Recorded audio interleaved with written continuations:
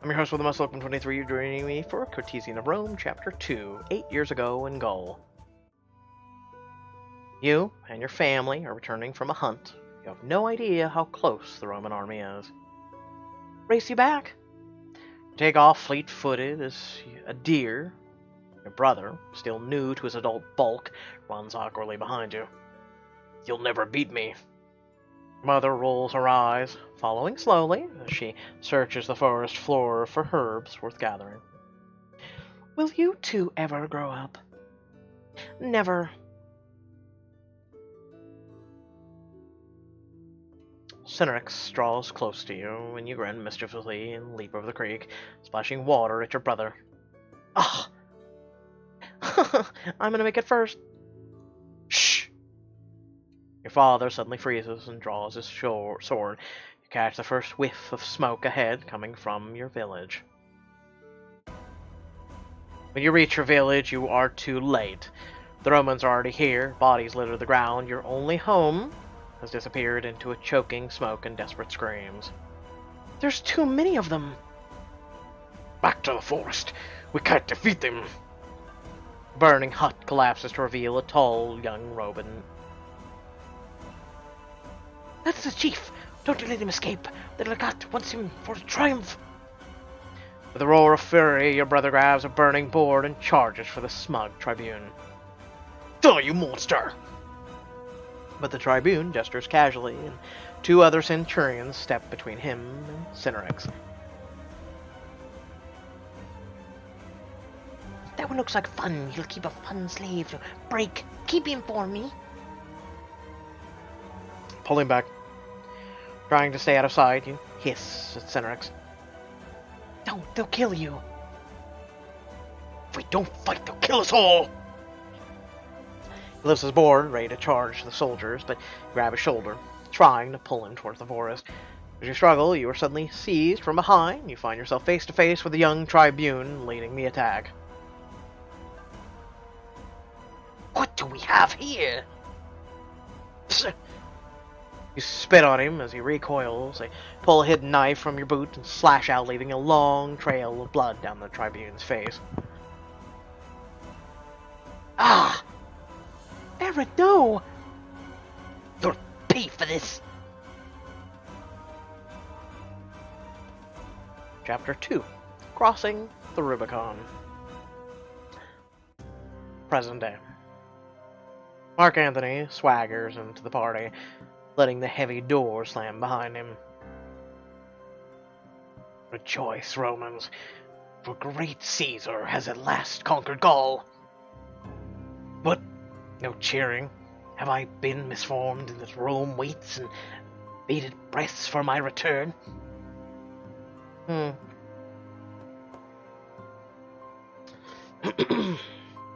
voice is still damaged from chapter 1, damn it. It was supposed to be going like this. What happened? How was Caesar's victory achieved? Waited a long time to meet you. He doesn't have the scar, though, so it's not. I don't think it's him. They didn't have cosmetic surgery back then. What happened? How was his victory achieved? And then he gives you a careless glance. Surely a beautiful girl like you has no interest in talk of battle and surrender. You're right, I have no interest in surrender. His eyes sharpen, and he looks you over more carefully. With a tight-lipped smile, Cassius steps forward. Be welcome, Antony. We are pleased you thought to share your news of Caesar's victory. Antony gives only a cursory nod to Cassius, then looks intently at each senator in the crowd, seeming to count and recognize each face. It seems the meaning of rejoice has changed since I was last in Rome, unless some of those here voted against Caesar in his unlawful invasion.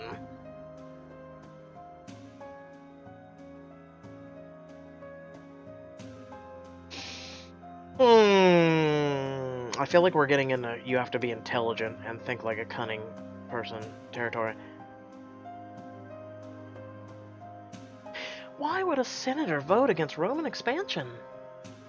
Ah, the lady asks an excellent question. Why would any loyal Roman vote against an action that profits Rome? Anthony takes your arm, drawing you into the light, but he directs his words to the senators behind you.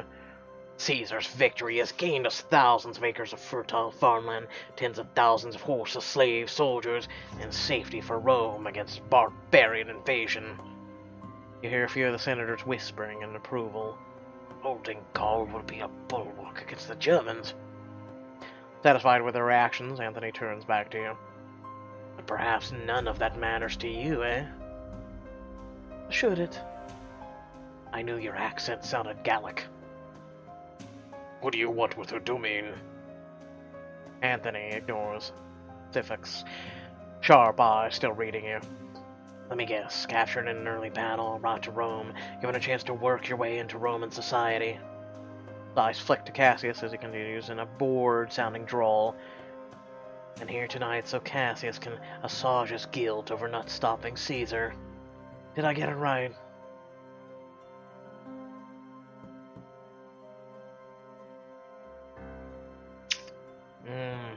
I really don't want to pick this choice, but...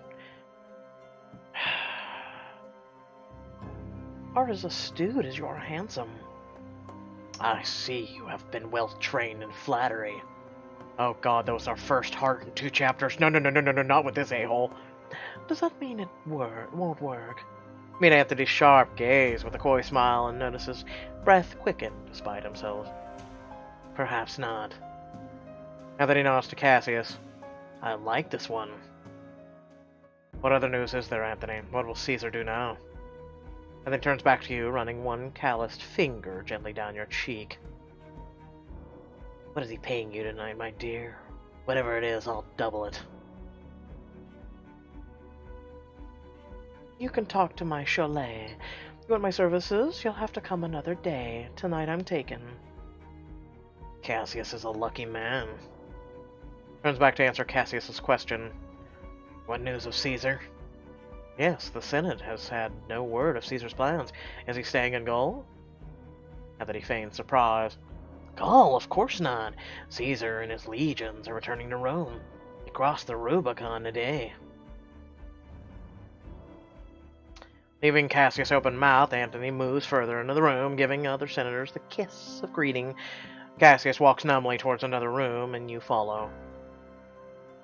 Is it so important that Caesar crossed the Rubicon? The Rubicon is the northern border of Italia. Against the laws of Republic to bring armed soldiers past it. If Caesar is bringing soldiers across, he is in a position to threaten Rome itself. It means he's preparing for civil war. Meanwhile, in Atrium, northern Italia. Small arena rings with the sound of steel on steel as a short gladiator charges a monstrous giant of a man. Door! Giant swings a dull iron longsword, bringing it down directly on the head of the other gladiator. As the stands burst into applause, a man at the dais announces the next combatant. Next to take on the giant of Scythia, a barbarian of Gaul, last month's champion himself, Victus, the conquered king. During a courtesan of Rome, you will sometimes play as Aaron's scattered family members. Her father, Victus, is a now gladiator in northern Italia. Are you ready to die, Cole? Giant of Scythia bangs a sword menacingly against a shield, baring his teeth in a bestial smile. Choose a weapon and fight me already. Customize Victus to choose his unique look in the arena. Select a special weapon to gain an advantage in fights today and throughout your story. Really? You seem to look younger, though. Long sword and shield. Also, you notice how his armor changes? Like, this is battle axe. This is more Roman. And this is barbarian. Standard gladius. I will kick your asses myself. Rawr. Now playing as Victus. You select a standard gladius from the swords provided to the gladiators. I will not show off for these Romans. Lucius Flavius, your trainer and owner of the ludus you fight for, introduces you with a sneer. What do you have to say for yourself, barbarian? Can you defeat the giant, or will you water the arena with your blood? I should spit. You curl your lip and spit at Flavius' feet. His face contorts with fury. Fight! The giant charges across the ring, surprisingly fast. His sword glints dully in the sunlight, pitted from long use. Dodge the blow. Leap out of the way. Yeah, but see, you don't. Even if dull, he's massive. He's a giant, as they say. His strength alone will bring the sword to cut you. Leap out of the way of the heavy blow and cough as a cloud of dust rises from the arena floor where you just stood. Is that the best you could do? You lash out with your gladius, but come up short. The giant spins and brings his sword down hard on your hand. You howl in pain and nearly drop the sword. First blood to the giant of Scythia. Giant bellows in rage and charges you again, sword held high. Freeze, duck, charge, duck. Try again. The sword is huge, but slow. You dance backward and watch it smash the dirt, sending bloody dust flying. Look at the cowardly barbarian, retreating in the face of the mighty Scythia.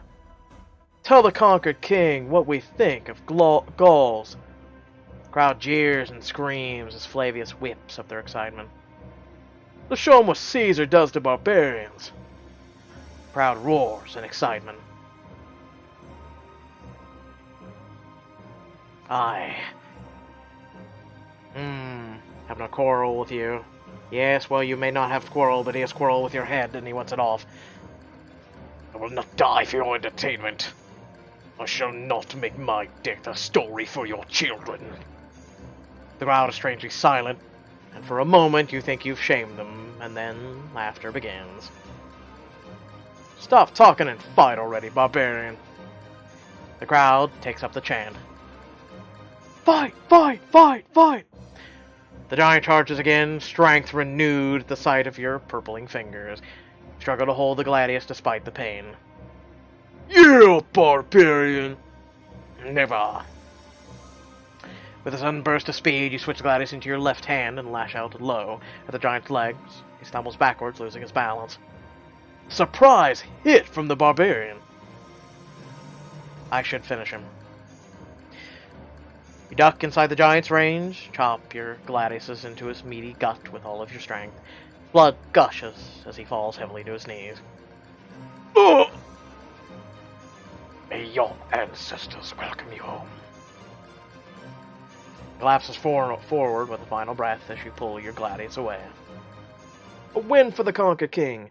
A win for Lucius Flavius Ludus. Later that day. When the crowd disperse, you report to Lucius Flavius. You mean? Well done today, barbarian. An impressive victory over the Scythian. I didn't fight him for you.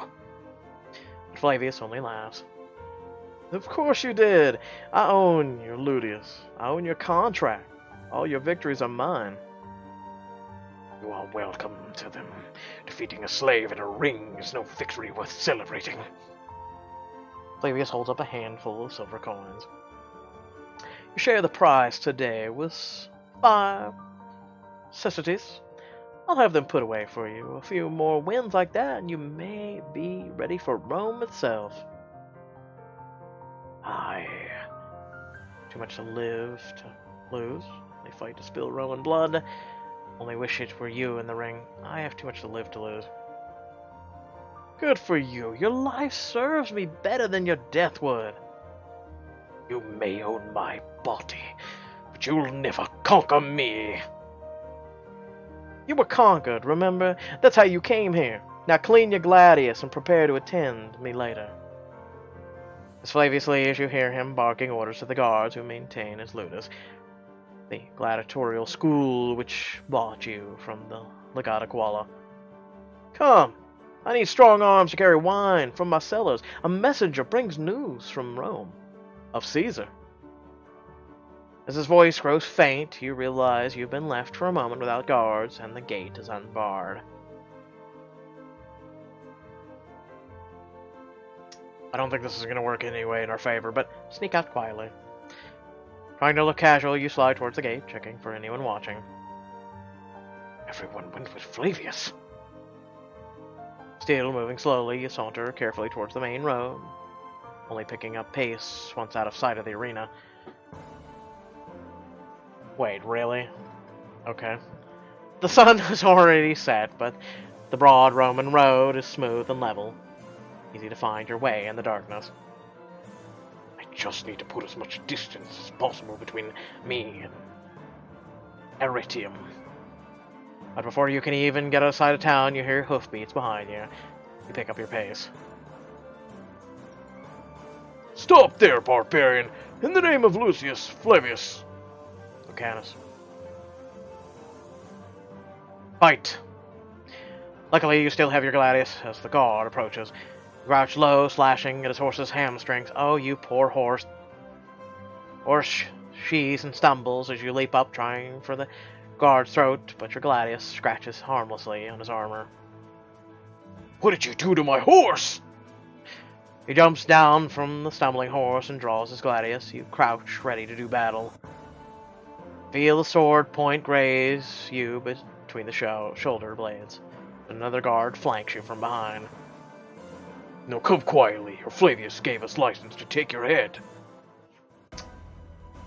Well, rest in peace, horse. The guards throw you to your knees before Lucianus Flavius. I'm growing tired of this barbarian. I thought you would learn by now. I will never submit to being your slave. I named you the conquered king to remind you who you are. You are defeated. You will never see freedom again. You have lost everything.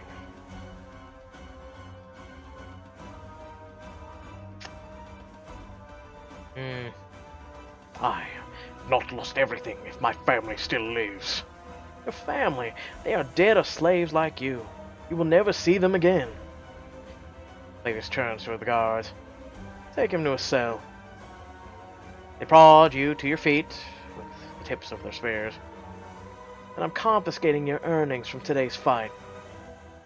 Oh no, whatever would I do with my 5 coins that I might get if I'm ever free? Now playing as Aaron. Senator Lucius overhears you and Cassius talking about Marc Antony's news. Civil war? Don't be ridiculous. Caesar would never threaten Rome itself. Caesar has no respect for the Senate. You've opposed him at every turn. How should he respect you now? Senator Lucius stalks back through the doorway. You glance at Fixa. He knows something. Stay here, I'll find out. He's up to Senator Lucius' face, composed in a teasing smile. You seem to know great Caesar quite well, Senator. Lucius starts to scowl, glancing resentfully at Fix on the other side of the room, but you drop a little bow, letting him see the smooth curve of your neck. His gaze sharpens. Well, I am descended from one of Rome's founders. We have always been closely tied to the Julius family. Well, then you were in his confidence even before Marc Antony brought us the news?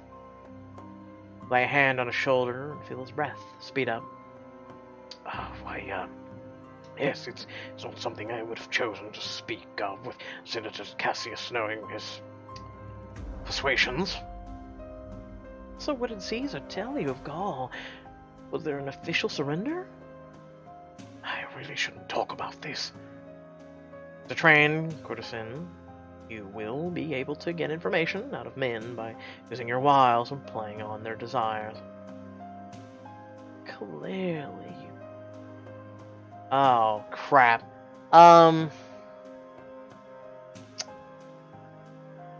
He's a man who doesn't want to be left alone. I feel like he would pull you closer and confide in you if you were to say, I should leave you alone. Remember, reverse psychology works well. You don't know anything of Caesar's plans. No, no, no, no, no, no, no, no, no, no, no. Let's try it left alone. There it goes. As you were trained, you withdraw abruptly from Lucius, replacing your eager smile and soft hand with cold disregard. His face falls and he reaches desperately for your hand. No, stay. But what shall we talk about if you are sworn to silence on all topics of interest? Perhaps silence is a bit, extreme. This will be all public soon anyway. What will? You lean back in, turning the full radiance of your smile on Lucius, who immediately preens. Great Caesar wrote to me to say that the Gallic tribes all converged around one leader. Oh god, this is a name. Vukatinjagox even managed to defeat Caesar. Gugovi, God, Jesus, mother. These names are really hard to pronounce, I'm not gonna lie. Gugovix? Oh. But Caesar called for more legions and cornered Susan Tukovok. Okay, let's give up on this word. We're gonna call him V for now. And he surrendered to save his people's lives. They are bringing him here for a triumph. And what will become of Gaul? Lucius shrugs. Those who aren't enslaved will be left to grow grain for Rome, I presume. Caesar's still governor. It's his choice how to treat them. That's a lot of power to leave in one man's hands. Lucius nods as across the room you notice that Marc Antony has slid into the shadow of the shrine, silently watching the ripples his news makes across to join him. You're enjoying this. It's a party. Should I not enjoy myself? Watching them all cluck and scurry at your news. That's why you came, to see how they'd react. Of course. Why are you here? I am only here because I was paid. Ah, but you should know better than to say that. You'll break Cassius' heart. He's the one who paid. But no man wants to think that's the only reason you endure his company. And he glances over the room again. Senators and patricians have divided into nervous knots of quiet discussion. I believe I've done all that I need to here. He walks outside and you follow, glancing back to make sure that Fixa isn't far behind. A litter awaits for Antony. There are more men in Rome who needs to know what Caesar and his legates are on their way. Legates? Shouldn't you be at Caesar's side? It seems strange that Caesar would send his right-hand man to run messages for him while keeping some mere legates to support his campaign. Look closer to Antony, encouraging him to confide in you. Serving Caesar's interest in Rome is hardly running messages. But you must worry, right? That whoever marches with him has an ample time to earn his ear and his trust. Legate Aquala is a brute with political sense of a monkey.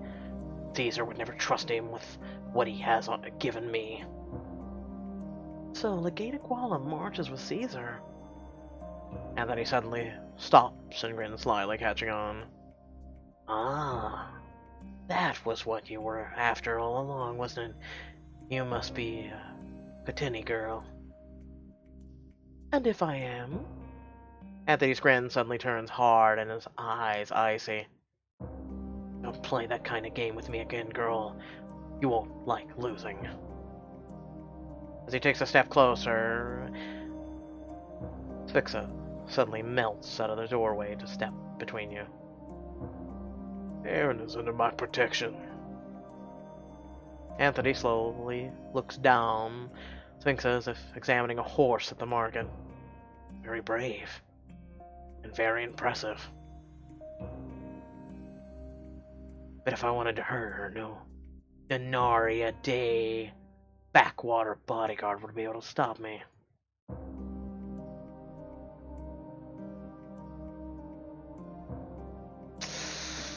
Keep telling him we can handle ourselves.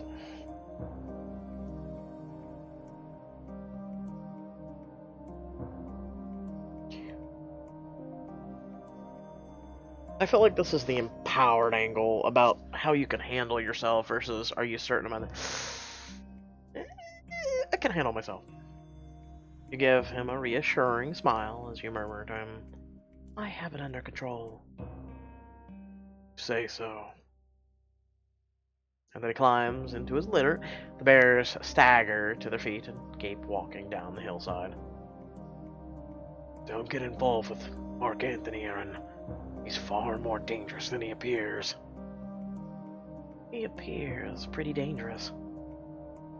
Man has all of Caesar's ambition and none of his scruples. And the backing of his army. Whatever you're trying with him, be careful. Could turn on you quicker than an asp can bite. Watch the litter winding down the Palatine. I know.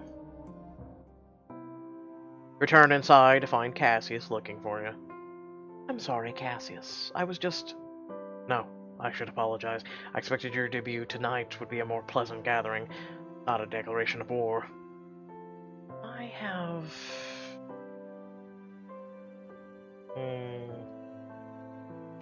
enjoyed myself tonight. What is more Roman than watching the intrigue among senators? Too true, though I wish it were otherwise. I am glad to be here, Cassius. Perhaps I could make it up to you tonight.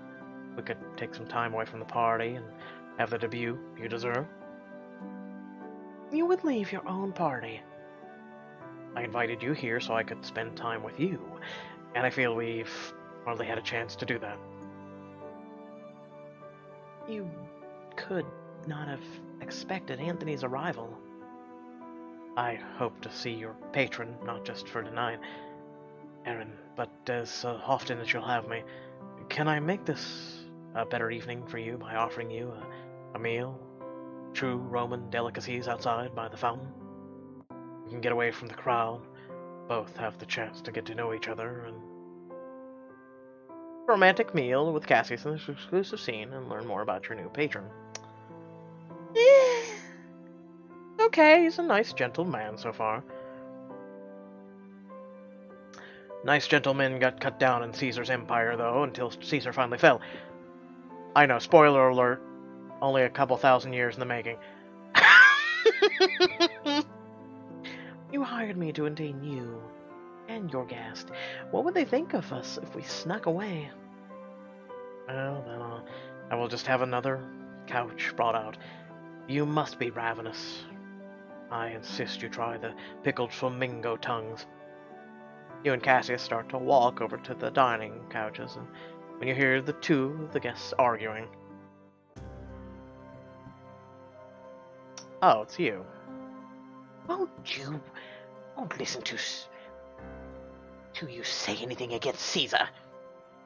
Settle down, I will have no fighting here. As the young man whirls to glare at Cassius, you suddenly remember. Back to the forest. We can't defeat them. That's the chief. Don't let him escape. That a gat wants him for a triumph. What are you looking at? You're reminding me of Crown of the Flame all over again. The Tribune who attacked you. Your village is here. We're gonna slice his throat open. We're gonna... What? Oh, what? No, nothing. Next time on the Courtesan of Rome, you have found one of the soldiers who attacked your tribe. Is your moment of vengeance at hand?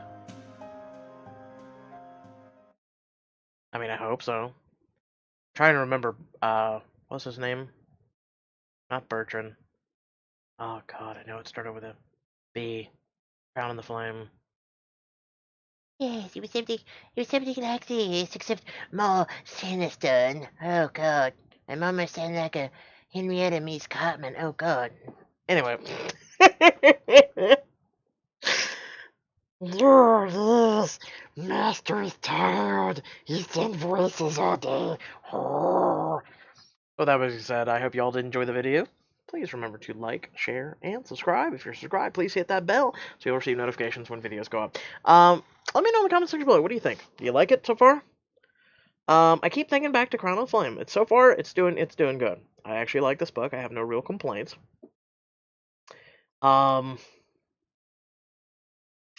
Yeah, I actually have enjoyed this book. I feel like I feel like for normal, there's not going to be much quote unquote relationship-esque type things. I mean, you can do those if you're doing diamonds or you enjoy that. I do like the fact that this is more real life-esque and where people would do things to be cunning and to get revenge and to get vengeance on people who hurt people and killed people and did things. That's how real life is. It's not, some of the things that has been portrayed in some of the books they've done, and then there's redemption story. I don't want a redemption story for everybody. I'm tired of it, and I think most of the fandom is too. I want people to be, oh please, Pixelberry, if we could, end his life, that'd be great. I fully support it. I'm pretty sure a lot of your fandom actually wants kind of blood and gore if you think about it. We love It Lives in the Woods, It Lives Beneath, things like that. We love, some of the kind of gory-esque of Voss. You have the people's intrigue. Keep going. I'm just gonna say it. Just keep going. Do it. Go to the dark fringes and pull out something. That's what keeps people going. Okay, wow. You know, you want that. You want that intrigue. You want that. You as a writer, you want that. Um. So with that being said, I've enjoyed it so far. Hopefully you guys are as well. With that being said, I hope y'all did enjoy, and I'll catch you guys in the next video, which will be Perfect Match 2, unless you've already watched that and you're just catching up on Courtesan. Peace out.